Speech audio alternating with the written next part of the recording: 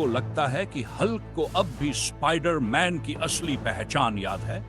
क्योंकि अगर हालिया रिपोर्ट सही है तो आने वाली Marvel film Spider-Man brand new day में हमें एक बहुत ही इंटरेस्टिंग सरप्राइज देखने को मिल सकता है।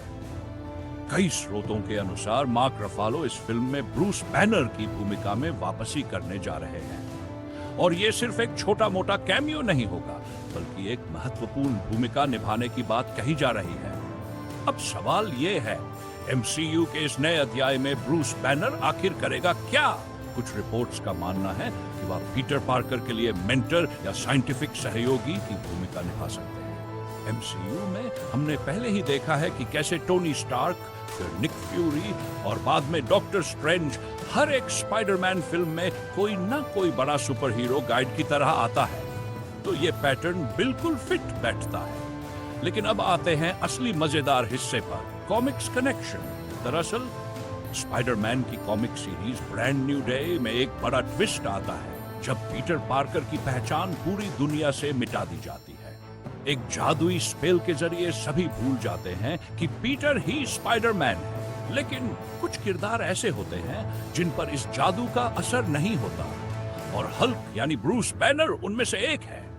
इसकी वजह यह बताई जाती है कि ब्रूस बैनर का दिमाग अलग तरीके से काम करता है और हल्क की मिक्स्ड पर्सनैलिटी के चलते जादू का उस पर पूरा असर नहीं हो पाता। अब सोचिए, अगर एमसीयू में भी यही कॉमिक्स वाला कॉन्सेप्ट इस्तेमाल किया गया तो ब्रूस बैनर शायद इकलौता इंसान हो सकता है जिसे अब भी पता है कि पीटर ही स्पाइडरमैन है। यही नहीं, कुछ फैन थ्योरीज तो ये भी कह रही है कि बैनर डेविल्स नाम के खतरनाक बायोवेपन की जांच कर रहे होंगे जो कहानी को और डार्क और साइंटिफिक बना सकता है। या फिर क्या हो अगर एमसीयू में हमें फिर से सैवेज हल्क देखने को मिल जाए, एक बार फिर हिंसक, गुस्सैल और अनस्टेबल हल्क की वापसी।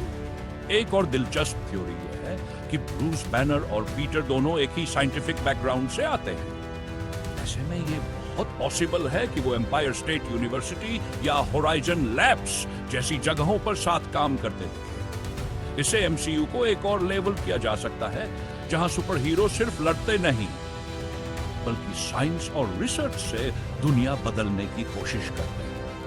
अब ध्यान देने वाली बात यह भी है कि अभी तक मार्वल स्टूडियोज या सोनी पिक्चर्स की तरफ से इस खबर की कोई आधिकारिक पुष्टि नहीं हुई, लेकिन नेक्सस पॉइंट न्यूज के बाद comic book movie, super hero hype, CBR और स्क्रीन रैंट जैसे बड़े आउटलेट्स ने इस रिपोर्ट को सपोर्ट किया है। हालांकि कुछ स्रोत अब भी इस पर शक जता रहे हैं क्योंकि कोई ठोस प्रूफ सामने नहीं आया है।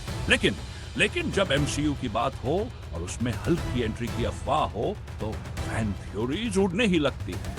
अगर ब्रूस बैनर वाकई स्पाइडरमैन की अगली फिल्म में आता है तो क्या वो सिर्फ एक मेंटर होगा या उसकी मौजूदगी एमसीयू की स्टोरी लाइन को पूरी तरह बदल देगी?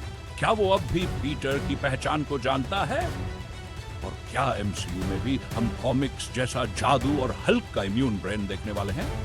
नीचे कमेंट में बताओ, क्या आप इस थ्योरी को मानते हो? और अगर हल्क वाकई वापसी करता है तो आप उसे किस रूप में देखना चाहेंगे? स्मार्ट हल्क, सैवेज हल्क या फिर कुछ नया? अगर वीडियो पसंद आया हो तो लाइक और सब्सक्राइब जरूर करना कि ऐसी डीप मारो लगते रहेंगे हर हफ्ते।